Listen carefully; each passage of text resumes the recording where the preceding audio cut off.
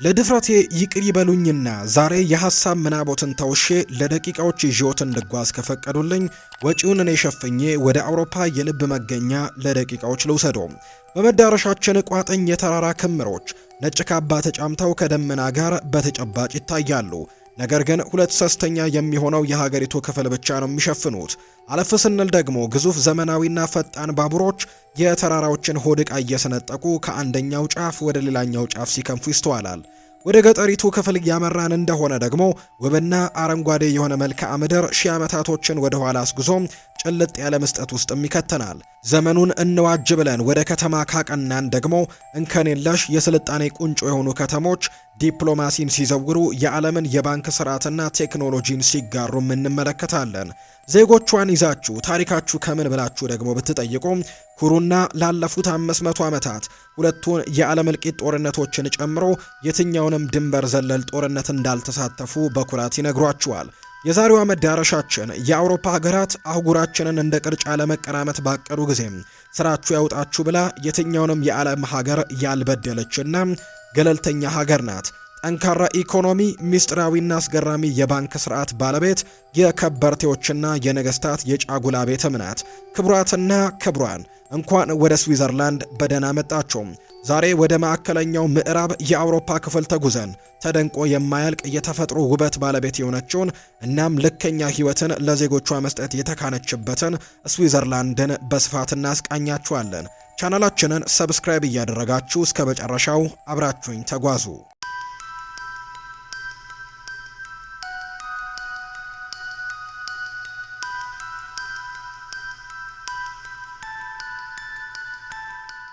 ስዊዘርላንድ በሌላኛዋ ስሟ የአውሮፓ የጨዋታ ሜዳ ተብላ የምትጠራ ሲሆን ልብን ቀጥ በሚያደርግ የተፈጥሮ ውበቷና ዓይንን በማያስከድኑ መልክዓ ምድሮቿ ትታወቃለች። በተለይም ወደ ገጠሪቱ የስዊዘርላንድ ክፍል የተጓዘን እንደሆነ ለውበቷ እጅ ያለመስጠት አይቻልም። ሀገሪቱ ከዓለም ነጠል ብላ ዘመናዊውንም የቀደመውንም ዘመን አኗኗር እንካችሁ በማለት ተክናበታለች። ለዚህም ይመስላል 26 ከመቶ የሚሆኑ ዜጎቿ የከተማ ኑሮ በቃን ብለው በገጠሪቱ ክፍል የከተሙት።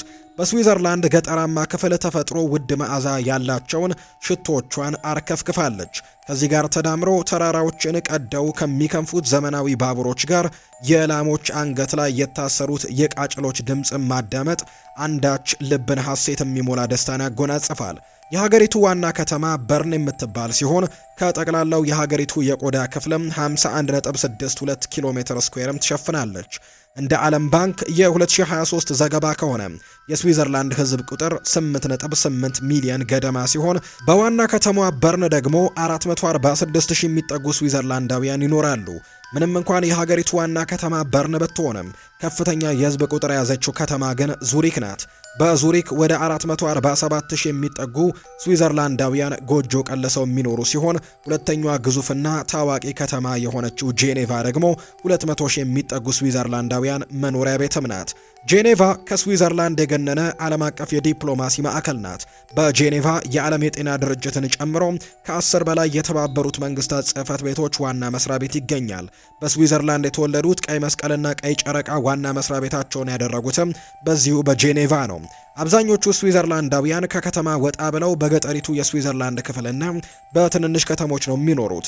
እውነታውን ነው የሚኮመክሙት። የተፈጥሮ ሀብትም እያለ ከከተማ ግርግር ጋር ምን አታገላቸው? አሜሪካንን አሜሪካ ያደረጋት 50ዎቹ ስቴቶቿ እንደሆኑ ስዊዘርላንድንም የ26 ካንቶን ወይም ደግሞ አውራጃዎች ምድር ናት። 26ቱ ካንቶኖችም በየራሳቸው አስተዳደራዊ መዋቅርም እየተመሩ በስዊስ ኮንፌዴሬሽን ስር ተጣምረው ይገኛሉ። ሀገሪቱ ዴሞክራሲን የምትከተል ሀገር ስትሆን ያለ ዜጎቿ ፍቃድ መንግስት ያሻውን የማይወስንባት ሀገር ናት። ለምሳሌ ያክልም የአውሮፓ ህብረት አባል ሀገር ሁኝ ብሎ በተደጋጋሚ ደጅ ጠንቶ የነበረ ቢሆንም ዜጎቿ አሻፈረኝ በማለታቸው ስዊዘርላንድ የአውሮፓ ህብረት አባል ሀገር አይደለችም። ግርምትን ካጫረቦት አንድ ነገር ልንጨምርሎ ነው። ለአብዛኞቻችን እንደሚመስለን ስዊዘርላንድ የኔቶ አባል ሀገር አይደለችም። አባል የመሆን እድሉ ቢኖራትም አልፈልግም ብላ አልተካተተችም። እንደውም የዓለም የጦርነት ርዕዮትም እኔን አይመለከተኝም ብላ እንደ ጎርጎሮሳውያኑ የዘመን አቆጣጠር 1815 ገለልተኝነቷን አውጃለች። ምንም እንኳን ከጦርነት የጸዳች የኔቶ አባል ሀገራት ዝርዝር ውስጥ ያልገባች ሀገር ብትሆንም ለራሷ ግን አታንስም። ጠንካራ የጦር ዝግጅት ያላት ሀገር ናት። አያድርሰውና ሶስተኛው የዓለም ጦርነት ተቀስቅሶ የኒውክሌር ፍጅት ቢነሳ ስዊዘርላንድ በተጠንቀቅ ቆማለች። በመላው ሀገሪቱ 370 ሺህ የሚጠጉ የኒውክሌር አደጋ ጊዜ መጠለያ ባንከሮችን ገንብታ ለዜጎቿ አስቀምጣለች። ይህም ከመላው ዓለም ቁጥር 1 የኒውክሌር ባንከር ባለቤት ያደረጋትና ለመላው የሀገሪቱ ዜጎች የሚበቃ መጠለያ ነው። የሚገርመው ነገር ግን ስዊዘርላንድ ለኒውክሌር ጥቃት ተዘጋጅታለች እንጂ በስሟ የተመዘገበ የኒውክሌር ኃይል ግን የላትም።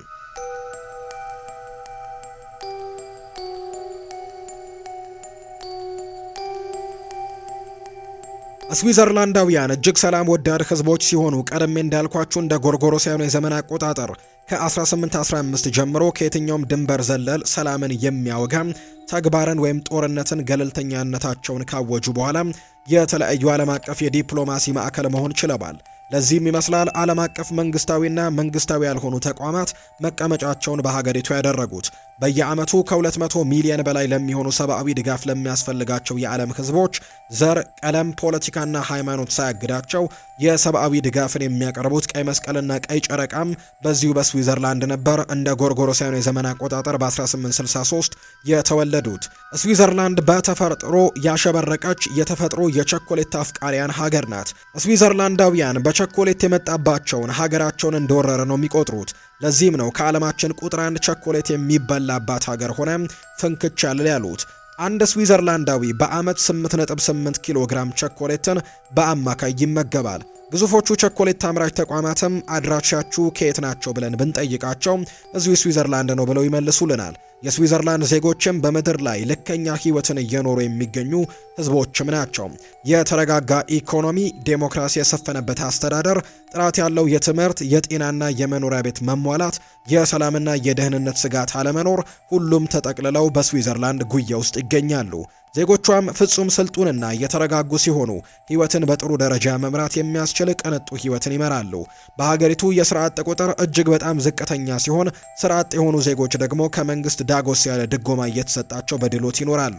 ስዊዘርላንድ ለዜጎች ከፍተኛ ደሞዝ ከፋይ ሀገር ስትሆን አማካይ የደሞዝ እርከኗ ደግሞ 7689 የአሜሪካን ዶላር ገደማ ይጠጋል። ታዲያ ይህንን አማካይ መሆኑን ልብ በሉልኝ።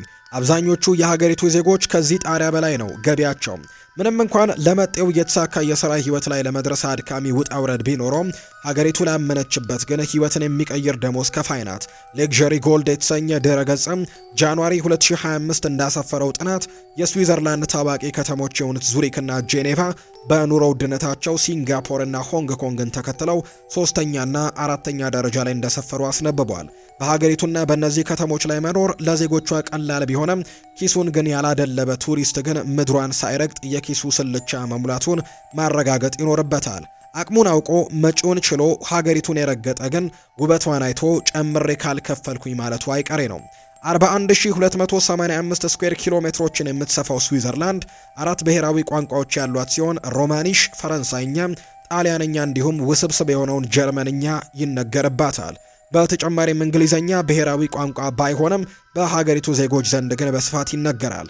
ስዊዘርላንድን ሊጎበኙ ካቀዱ አንድ ነገር ጠቆም ላድርገው። በስዊዘርላንድ ጎዳናዎች ውሃ በኮዳ ተሸክሞ መጓዝ ምናልባትም እንደ ቂል ሊያስቆጥሮት ይችላል። ለምን ያሉ እንደሆነ ስዊዘርላንድ ንጹህ የመጠጥ ውሃ አቅርቦቶችን በጎዳናዎቿ የተከለች ሀገር ስለሆነች ችሎታ አለው። ውሃ የተጠሙ እንደሆነ ማንንም ሳያስፈቅዱ በጎዳናዎቿ ከተዘረጉት የመጠጥ ውሃ ፋውንቴኖች መካከል መጎንጨት ለእርሶ ቀላል ነው። ፋውንቴኖቿ በመላው ሀገር የተለያየ መጠን የሚገኙ ቢሆንም በትልቋ ከተማ በዙሪክ ብቻ 1200 የመጠጥ ውሃ ፋውንቴኖች ይገኛሉ። ልቀጥልና ሌላም ነገር ላጫውታችሁ። ስዊዘርላንዳውያን ለሰዓት ትልቅ ቦታ አላቸው። በሀገሪቱ ቀጠሮን ማርፈድ ከበድ ያለ መዘዝ ነው የሚያመጣው። እንበልና አንድ የሀገሪቱ ዜጋ ለብርቱ ጉዳይ ቀጥሮት እጆ ላይ ባሰረው ሰዓት ጥቂት ደቂቃዎችን ያርፍደውበት የተመለከተ እንደሆነ እመኑኝ ነገር ተበላሸ። ወዳጅነት ላይ ጸና፣ ቢዝነስም ላይ ጀመር ይችላል። ይሄ ነገር በተመሳሳይ ለዘመናዊቷና ፈጣን ባቡሮቿም ይሰራል። የስዊዘርላንድ ባቡር የማይደርስበት የሀገሪቱ ክፍል የለም። ተራራዎቿን እየሰነጠቀ በውቦቿ መልክዓ ምድሮችም መሃል ሸከተፍ እያለ ሲከንፍም ሁሌም ይስተዋላል። ስዊዘርላንድ ከሰንሰለታማዎቹ ነጭ ካባ ለባሽ የአልፕስ ተራራዎች አንስቶ ከ7000 በላይ ለሚጠጉ ትልቅም ትንሽም ለሚሆኑ ማራኪ የውሃ አካላት መገኛ ሀገር ናት። በተጨማሪም ልብን ከሚያፈርሱት የገጠር ምድሩ አንስቶ የዘመናዊ ገበታን እስከ ተቆናጠጡት አማላይ ከተሞቿ ድረስም የቱሪስቶቿን ቀልብም ትስባለች። በዚህም ይመስላል ካላት የህዝብ ቁጥር በላይ በየዓመቱ 10 ሚሊዮን የሚጠጉ ጎብኚዎችም ደጅ የሚጠኑት። ስዊዘርላንዳውያን እንግዳን ደግሶ መቀበል ይችሉበታል። ለእያንዳንዱ የቱሪስት መስህቦቿም ብቁ አገልግሎቶችም ዘርግተዋል። ከከፍታዎቹ ተራራዎች በውሃ እስከተሞሉ ሐይቆች ድረስም ቱሪስቶች ፈልገው የሚያጡት አንድም ነገር የለም። በየብስ ብንል ከባህር እንዲሁም በአየር ቅንጡና ፈጣን የትራንስፖርት አገልግሎት ከተሟላ መስተንግዶ ጋርም ለጎብኚዎቿ ታቀርባለች። ተፈጥሮ ከቸረቻት ውበት ጋር አገልግሎቱን ደምራ ስዊዘርላንድ በየዓመቱ ረብጣ ቢሊዮን ዶላሮችን ከቱሪዝም ዘርፍም ታጭዳለች። ለአብነት ያክልም ሀገሪቱ ባሳለፍነው ዓመት 19.6 ቢሊዮን የስዊዝ ፍራንክም ከቱሪዝም ዘርፍ ብቻ አግኝታለች። ይህም ወደ 24 ቢሊዮን የአሜሪካን ዶላር እንደማለት ነው።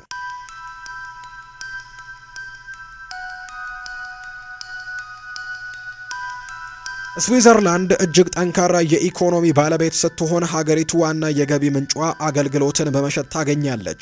የጠቅላላ የሀገሪቱ ኢኮኖሚ ገቢ ሬሾ 74 ከመቶ የሚሆነው በአገልግሎት ላይ የተመሰረተ ሲሆን 25 ከመቶ የሚሆነው ደግሞ በኢንዱስትሪ ይሸፈናል። የተቀረው 1 ከመቶ የሚሆነው ደግሞ በግብርና ስርም ይጠቃለላል። እንደ 2024 የዓለም ባንክ መረጃ ከሆነ የሀገሪቱ ጂዲፒ 884.9 ቢሊዮን የአሜሪካን ዶላር የተጠጋ ሲሆን የዜጎቿ የነፍስ ወከፍ ገቢ ደግሞ 99564.71 የአሜሪካን ዶላር ሆኖ ተመዝግቧል። ይህ ቁጥር ቀላል እንዳይመስላችሁ ለንጽጽር ባይቀርብም ግርምትን ከጫረባችሁ ብዬ የሀገሪቱን የነፍስ ወከፍ ገቢ ከሀገራችን ኢትዮጵያ ጋር ላነጻጽርሎ።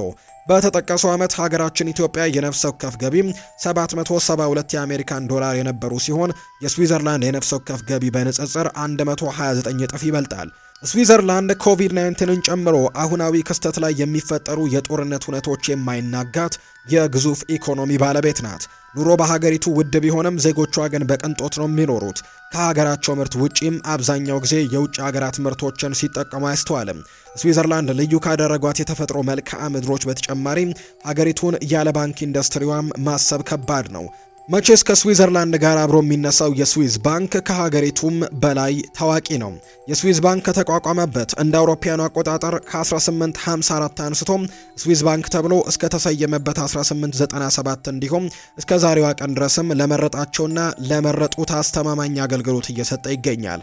የእንግሊዝ ነገስታት ከዙፋናቸው በላይ የሚያምኑት የስዊዝ ባንክ ነገስታቱን ጨምሮ ምድራችንን ከበርቴዎች 30 በመቶ የሚሆነውን የምድራችንን ሀብት እንዳስቀመጡበት ይታመናል።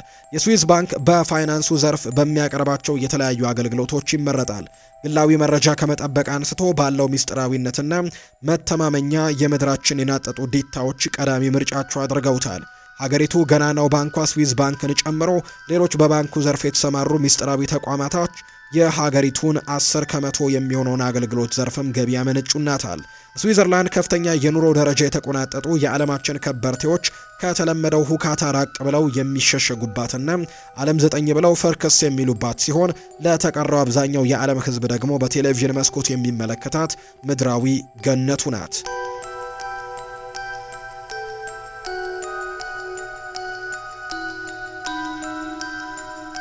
ውድ የቻናላችን ቤተሰቦች ተፈጥሮ በውበት ሰው ሰራሽ ጥበብ ደግሞ በስልጣኔ የቀለሟት ስዊዘርላንድ ይህችን ትመስላለች።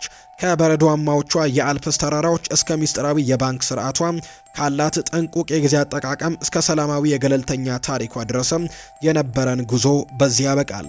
እናንተስ በስዊዘርላንድ አኗኗር ስርዓት ውስጥ ይበልጥ ያስደመማችሁ የትኛው ነው? ከታች ባለው የኮሜንት መስጫ ስርም ሐሳባችሁን ጻፉልን። ይህ ቪዲዮ ከተመቻችሁ ላይክ ማድረጋችሁን አትዘንጉ። እንደዚህ አይነቱ አስተማሪ አስደሳች የጉዞ ፕሮግራሞችን እንዲደርሳችሁ ይህንን ቻናላችንን ሰብስክራይብ ማድረጋችሁን አትርሱ።